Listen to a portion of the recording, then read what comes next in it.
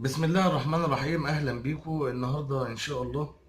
الفيديو بتاعنا هيكون عن كيفية الحفاظ على التلاجة المنزلية، وازاي ان انا احافظ عليها، وازاي ان هي تديني عمر اطول، ورفع كفاءتها بشوية ملاحظات بسيطة.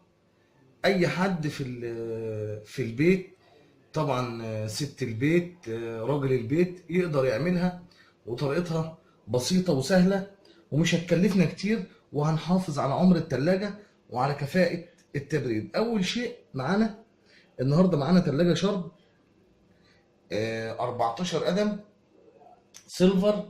التلاجة ديت المفترض إن تكون المسافة اللي موجودة ما بين الحيط والتلاجة حوالي تقريبا 10 سنتي زي ما حضراتكم شايفين كده.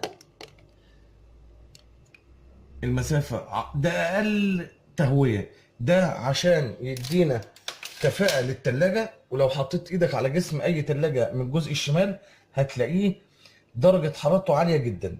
طيب احنا بندي تهوية عشان نرفع درجة كفاءة التلاجة. تمام، ده كده بالنسبة للتهوية، بالنسبة للتلاجة. طيب بالنسبة ان في تلاجات عاديه، بتقابلنا تلاجات عاديه في بيوتنا، تلاجات نو فروست والدو فروست. التلاجه هي التلاجه بتاعتي عاديه وما فيهاش الرجول دي. انا بعمل ايه؟ انا باجي طبيعي جدا اهو، انا باجي بجيب مشبك زي كده اهو، مشبك عادي، مشبك غسيل عادي اهو، بقسمه نصين،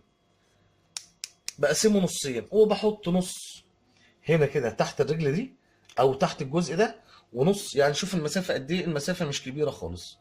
بحط نص المشبك هنا ونصه الناحية التانية، كده قلب لي التلاجة بدون ما يكون موجود فيها رجول. طيب دي نمرة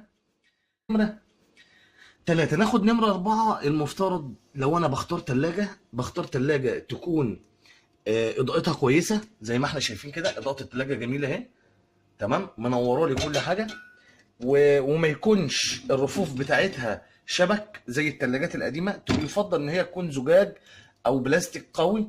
تمام، ان انا باقل حاجه همسح كده التلاجه عندي، مش هيطلع اي شيء من التلاجه هي نظيفه مفيش اي حاجه. تمام، ده كده بالنسبه للرفوف.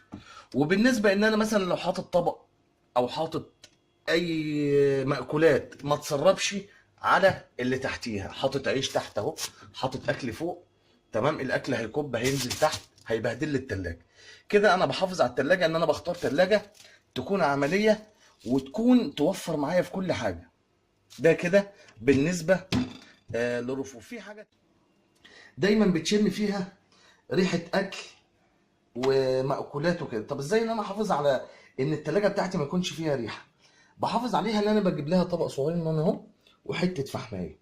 انا حاطط الطبق والفحمايه في قلب التلاجة. الفحمايه ديت عندي بتمتص رائحه اي حاجه موجوده في التلاجة، تكون التلاجة ما فيهاش ريحه، سواء كان موجود علاب، ميه، فاكهه، خضار، اكل، اي نوع من المأكولات. ده كده انا بحافظ على التلاجة. طب انا حبيت انضف التلاجة بتاعتي، انا بنضف التلاجة، بشيل كل حاجه فيها، بشيل كل حاجه موجوده فيها، افصل التلاجة خالص، ابتدي اجيب حته سفنجه مع يعني كوبايه، فنجان خل صغير كده مع شويه ميه، وابتدي بالسفنجه. بلاش تستعملي السلك، سلك المواعين، عشان السلك دوت بياكل في جسم التلاجة، بياكل في الفبر بتاع التلاجة، فبالتالي التلاجة مع الوقت بتصفر، وتحاولي تقعدي تحك فيها، تحك في قلب جسم التلاجة لحد ما يتبري. فاحنا بنقول ان انت ممكن تحاولي ان انت تغسليها بسفنجة وشوية خل صغننين كده، هترجع التلاجة زي الفل ما فيهاش ادنى مشكلة. هعتبر نفسي ان انا عندي طفل صغير وفتح التلاجة يشرب منها او اي حاجة وساب باب التلاجة اهو، مفيش حد واقف هنا خالص. تمام، وادي طبعا الفريزر بتاعي اهو، ده كده الفريزر بتاعي اهو. طبعا التلاجة دي نو فروست، فبالتالي تلج ما بتكونش تلج، وان كونت يعني يعتبر حاجات بسيطة جدا، بتخش السخان ويسيح السخان اللي موجود في التلاجة، ويسيح نسبة التلج اللي لو يعني هو يعتبر عن، بص مفيش تلج. تمام. بالنسبة للتلاجات العادية، حاولي ان انت ما تنضفيش التلج اللي موجود في الفريزر بأي آلة حادة. ده بالنسبة للتلاجات العادية، ما تحاوليش ان انت تنضفيها بأي آلة حادة، على اساس ان انت ممكن تنضفيها بسكينة، بمقطع، بأي حاجة، هتخرم الفريزر هيبوظ. فرجاء ان انت تفصلي التلاجة خالص لحد ما التلج يسيح براحته وتنضفيها زي ما انت عايزة. اتمنى يا رب يكون استفدتوا معانا النهارده بالفيديو. طبعا انا حبيت اشرح موضوع التلاجة ده عشان يهم كتير من امهاتنا واخواتنا وخالاتنا الموجودين معانا. فاتمنى يا رب يكون الفيديو عجبكم، وان عجبك الفيديو اعمل له شير، وما تنساناش بالدعم بلايك. وانا بشكر كل المشتركين معانا على القناة وغير المشتركين.